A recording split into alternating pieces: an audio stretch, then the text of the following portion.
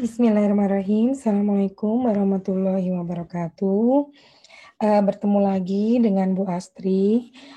Pertemuan ini ya, ini sebenarnya sudah pertemuan ke-9 gitu ya, tapi kita akan mengejar beberapa pertemuan ya, 2 pertemuan yang kita ketinggalan gitu ya, insya Allah nanti akan kita kejar. Kalau kemarin teman-teman belajar mengenai apa itu perencanaan, sejarah dari perencanaan, kemudian bagaimana untuk apa dan bagaimana perencanaan itu dibuat gitu ya. Nah, ini hari ini kita akan mempelajari mengenai bagian gitu ya. Sebenarnya ini bagian dari perencanaan gitu ya. Itu adalah model perumusan dan naskah kebijakan. Nah, kita hari ini akan belajar apa mengenai model perumusan dan juga mengenai naskah kebijakan. Kalau kita ketahui kenapa teman-teman anak-anak sosiologi, kemudian anak-anak IKS, anak-anak Visipola ya gitu, kenapa harus belajar mengenai kebijakan gitu ya. Nah, ini terkait dengan nanti bidang pekerjaan yang akan teman-teman jalani gitu ya. Teman-teman nanti ketika menjadi peneliti, baik itu di LSM ataupun peneliti di lembaga-lembaga pemerintahan atau menjadi dosen, kita semua akan selalu membuat yang namanya naskah kebijakan, perumusan. Misalnya kayak Bu Astri kemarin membuat merumuskan kebijakan mengenai penyandang disabilitas gitu terkait bagaimana pelibatan mereka dalam apa namanya musrenbang, bagaimana pelibatan mereka dalam pembuatan kebijakan yang selama ini kaum rentan ya, difabelkan kaum rentan itu menjadi kaum yang terpinggirkan, tidak diikuti seperti itu. Jadi apapun profesi kita gitu ya nanti ketika teman-teman menjadi apa namanya yang teman-teman impikan gitu ya itu ataupun menjadi praktisi itu membutuhkan ilmu ini yaitu bagaimana teman-teman tahu mengenai apa namanya naskah kebijakan dan juga bagaimana perumusan mengenai kebijakan itu. Oke, itu pengantar. Kita lanjutkan ke slide berikutnya. Oke ya. Nah ini Bu Astri akan menyampaikan beberapa unsur-unsur kebijakan sosial itu menurut beberapa tokoh. Yang pertama menurut Campbell itu yang pertama adalah kebijakan itu harus memetakan unsurnya ya. Ingat-ingat harus memetakan arah masa depan. Jadi memetakan arah masa depan. Masa depan siapa ya? Masa depan suatu negara, lembaga, masyarakat, dan sebagainya. Kemudian memetakan dampak yang terjadi. Kira-kira kalau diambil keputusan ini dampaknya seperti apa? Nah, itu juga dipetakan. Kemudian yang ketiga, harus inovatif dan kreatif. Tentunya kan kebijakan itu sesuatu yang bukan terputus ya, tetapi sesuatu yang berlanjut. Misalnya kebijakan tahun ini, 3 tahun yang lalu gitu ya. Nah, kebijakan yang hari ini adalah meneruskan kebijakan tahun yang lalu dengan cara apa? Apa yang kurang, apa yang lebih, apa yang kurang inovatif, apa yang kurang kreatif. Nah, itu harus diperbaiki. Kemudian yang keempat, unsurnya yaitu menyertakan bukti atau fakta-fakta sosial yang berkembang. Seperti itu ya, menyertakan bukti dan fakta-fakta sosial yang berkembang. Nah, yang nomor 4 ini dari mana asalnya? Kita bisa melakukan penelitian. Nah, makanya kebijakan itu disusun berdasarkan pada penelitian melalui wawancara, melalui observasi, melalui pembelajaran pada naskah dan sebagainya. Kemudian yang kelima adalah melakukan evaluasi secara menyeluruh. Kemudian yang keenam, kajian berbasis pada studi review. Dan yang ketujuh, berdasarkan pada apa yang dikerjakan. Nah, ini ada 7 unsur-unsur dari kebijakan sosial menurut Campbell. Kemudian yang selanjutnya menurut Halsworth dan Ruther itu kebijakan itu mempunyai unsur atau sifat seperti ini. Yang pertama adalah mengklarifikasi tujuan. Kemudian yang kedua, terbuka dan berdasarkan pada gagasan terbarukan. Kemudian yang ketiga, bertanggung jawab dengan hubungan eksternal. Nah, ini yang keempat, lebih cermat dan teliti. Kemudian yang kelima adalah membangun mekanisme efektif dari umpan balik kebijakan. Nah, ini ada beberapa ya, kita bahas beberapa yang memang mengklarifikasi tujuan jelas ya teman-teman tahu ya tujuan dari pembangunan itu apa sih, tujuan dari disusunnya kebijakan itu apa sih, seperti itu. Kemudian yang kedua, terbuka dan berdasarkan pada gagasan terbarukan. Nah ini yang teman-teman juga bisa tadi ya, sama dengan punyanya Campbell itu yang mengenai inovasi dan inovatif dan kreatif.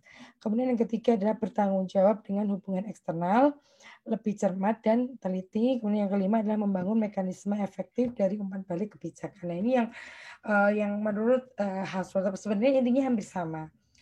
Lebih hanya 7 dan 5, kemudian ada beberapa hal yang ini poin nomor 4 ini ya, lebih cermat dan teliti, ini tadi di poinnya sebelumnya belum ada, seperti itu. Ini ya mengenai unsur-unsur kebijakan sosial.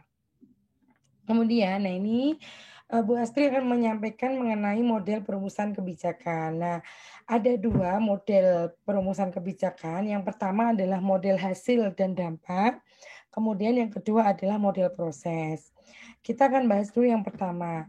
Model hasil dan dampak itu adalah proses perumusan dilakukan secara struktural, membantu melakukan prediksi terhadap sebab akibat yang timbul dari ada atau tidaknya perubahan. Nah ini jadi kalau kita lihat ini ya modelnya ini, proses perumusan dilakukan secara struktural dan digunakan untuk membantu prediksi terhadap sebab akibat yang timbul dari ada atau tidaknya perubahan. Nah,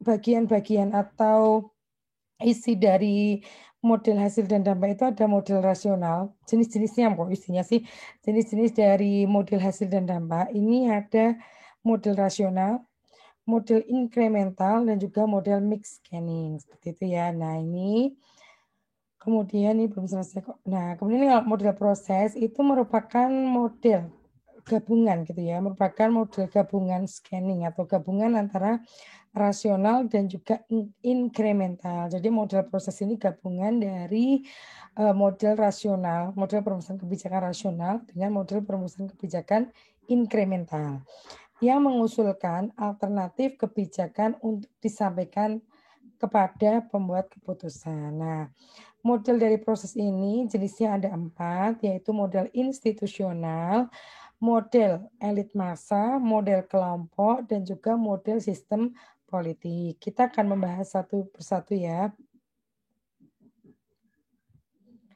Yang pertama, model rasional.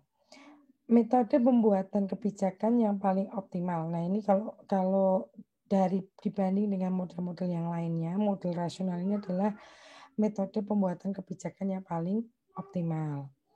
Kemudian yang kedua, titik tekan kebijakan, yaitu biaya program pembangunan minim. Karena ini keterbatasan intelektual, keterbatasan tenaga dan waktu, juga keterbatasan informasi. Tetapi kebijakan nasional meskipun minim pada intelektual, tenaga dan waktu, informasi, tetapi kebijakan berhasil. Contoh kebijakan yaitu penentuan harga cabai dan juga penentuan harga beras. Ini adalah yang metode rasional. Nah ini alur dari pengambilan keputusan atau model rasional, yaitu yang pertama adalah input mengumpulkan semua data dan observasi dalam proses kajian, yaitu input mengumpulkan semua data dan observasi dalam proses kebijakan. Nah, ini pertama input data ya, input mengumpulkan data dan observasi, mengumpulkan data dengan penelitian, dengan melihat ke lapangan sudah observasi dalam proses kebijakan. Nah ini setelah itu maka pada tahapan kedua yaitu ada penyusunan tujuan operasional, kemudian menyiapkan beberapa alternatif kebijakan dan juga menyusun nilai kebijakan. Jadi dari tujuan tadi, setelah tujuan kemudian menyiapkan beberapa alternatif, kemudian menyusun nilai kebijakan. Setelah ketiga hal di tahapan kedua dilakukan, maka yang dilakukan adalah menyiapkan biaya dan keuntungan.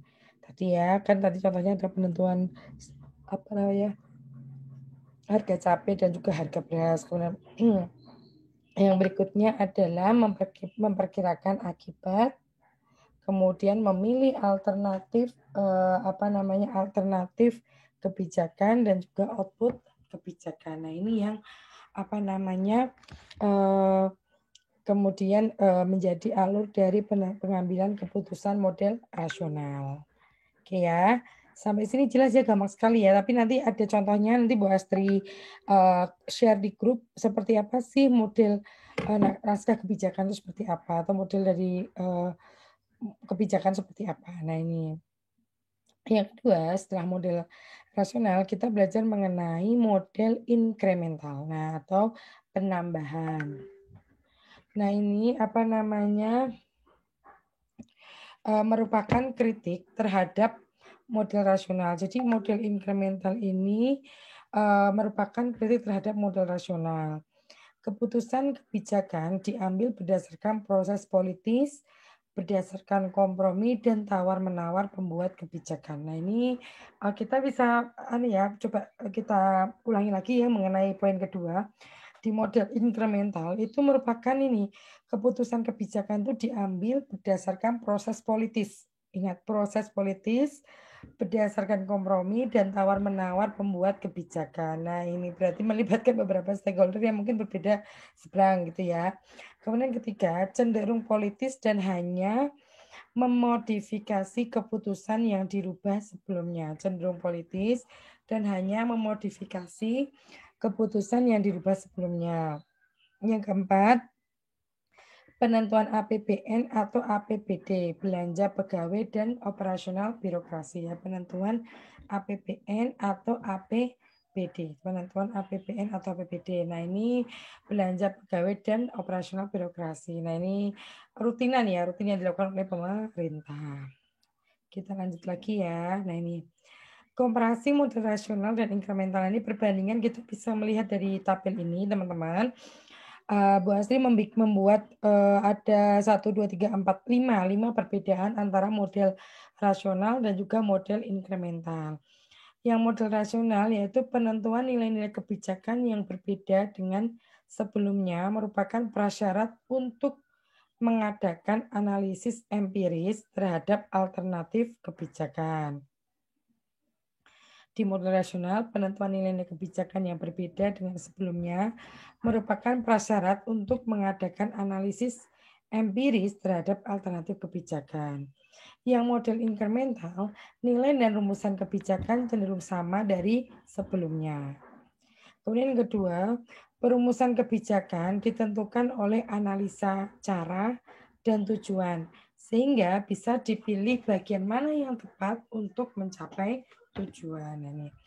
Yang kedua, perumusan kebijakan ditentukan oleh analisa cara dan tujuan ini pada rasional ya, sehingga bisa dipilih bagian mana yang tepat untuk menjadi tujuan. Kalau di inkremental, analisa terbatas dan tidak tepat karena sama capaian dan tujuannya. Dan yang ketiga, model rasional, keputusan dinilai baik jika menggunakan data empiris yang ada. Keputusan baik yang diinkremental, keputusan baik jika tidak berbeda jauh dengan kondisi sebelumnya. Nah, ini yang model ketiga ya nih ya. Kemudian analisa dilakukan secara paripurna dan komprehensif untuk model rasional. Kemudian untuk model inkremental itu analisa terbatas. Terus kemudian menggunakan teori baru untuk model rasional, untuk model inkremental cenderung membandingkan dengan kebijakan yang lama. Ini ada komparasi model rasional dan juga model inkremental. Paham ya untuk ini ya?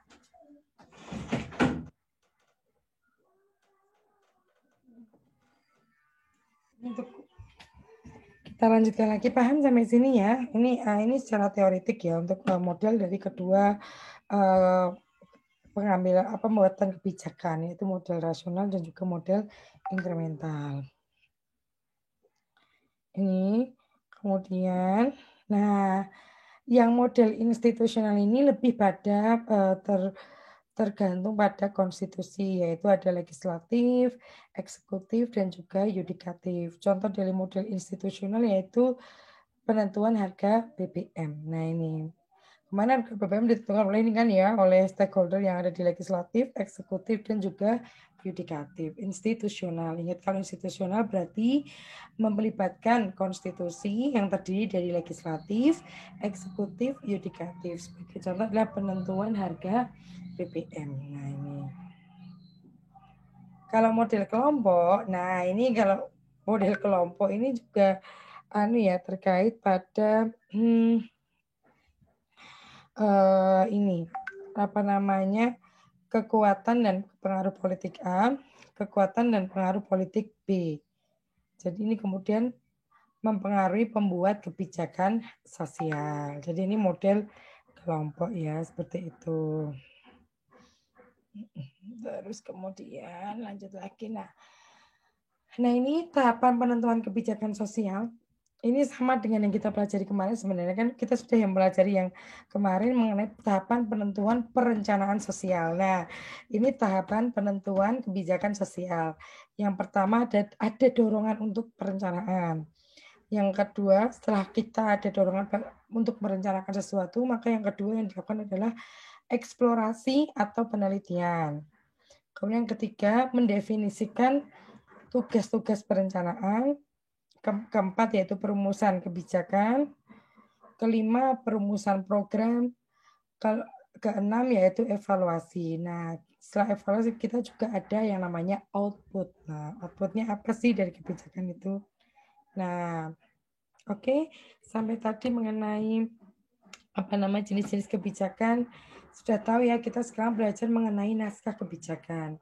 Sering kan ya kita dengar ada yang ngomong naskah kebijakan dan sebagainya. Nah, naskah kebijakan itu apa sih? Nah, naskah kebijakan atau policy paper merupakan alat komunikasi dan pembuatan keputusan yang bersifat terapan, berorientasi pada masalah atau problem oriented, dan membela nilai atau value driven. Nah, kemudian yang kedua, ditujukan untuk memberikan argumen komprehensif dan persuasif yang menjustifikasi rekomendasi-rekomendasi atau opsi-opsi tindakan pada naskah kebijakan yang dibuat. Nah, ini untuk secara teoretik ya, naskah kebijakan itu adalah alat komunikasi gitu ya, dan pembuatan keputusan yang bersifat terapan, berorientasi pada masalah atau problem oriented, dan membela nilai seperti itu. Nah, kemudian yang kedua, naskah kebijakan untuk apa sih sebenarnya? Digunakan untuk memberikan argumen komprehensif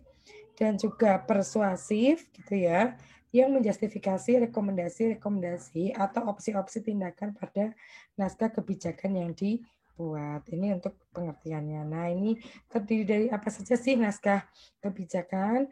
Yang pertama ada judul, daftar isi, daftar tabel dan gambar, abstrak atau ringkasan, pendahuluan, deskripsi wilayah, pilihan-pilihan kebijakan, kesimpulan dan rekomendasi, serta daftar pustaka. Nah ini Bu Astri pernah membuat naskah kebijakan ya pada tahun 2016 bekerja sama dengan Bapeda Kabupaten Temanggung. Itu Bu Astri membuat penelitian mengenai ini ya bagaimana sih perumusan gitu ya mengenai Desa Merah dan juga Desa Kuning ya yang ada di Temanggung. Nanti Bu Astri akan share ringkasannya kepada teman-teman di grup WA kita gitu ya.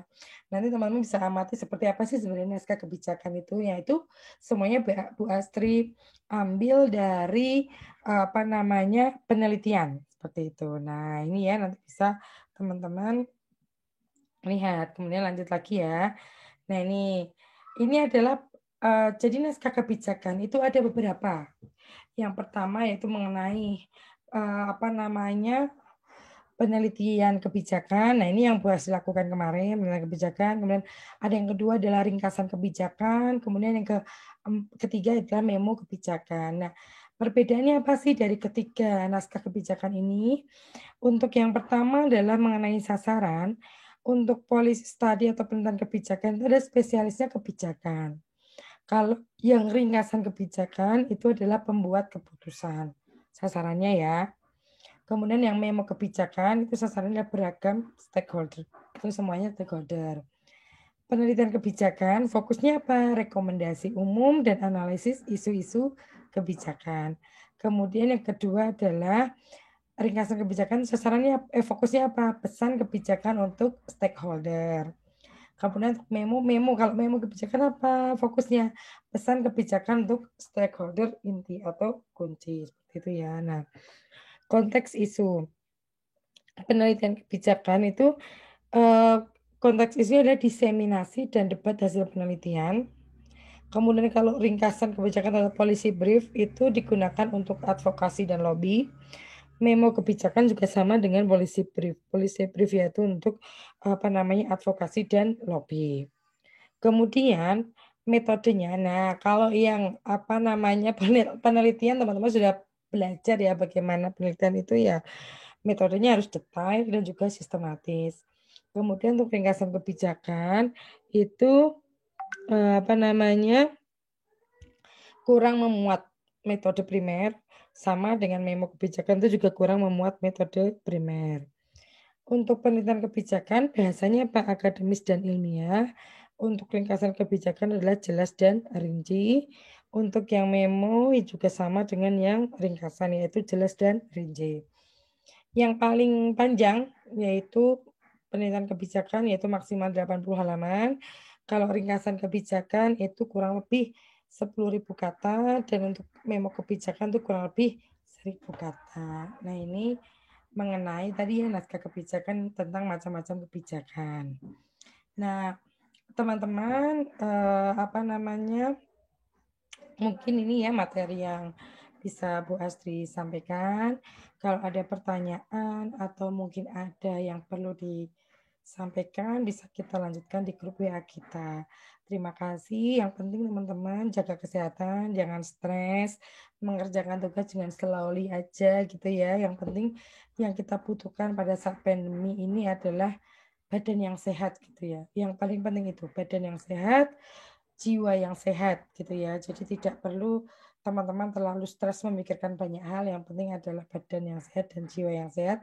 Tetap jaga imun dan iman. Karena kita di Jogja atau di tempat lain ini virus semakin banyak sekali. Dan di kampus kita juga sudah banyak yang terinfeksi oleh virus baik dari dosen, dari pejabat, kemudian dari mahasiswa. Kita berdoa semoga yang terinfeksi virus COVID-19 ini segera sembuh dan juga segera ada solusi dari pemerintah sehingga penyebarannya tidak semakin parah. Terima kasih. Mohon maaf atas segala kekurangan. Assalamualaikum warahmatullahi wabarakatuh.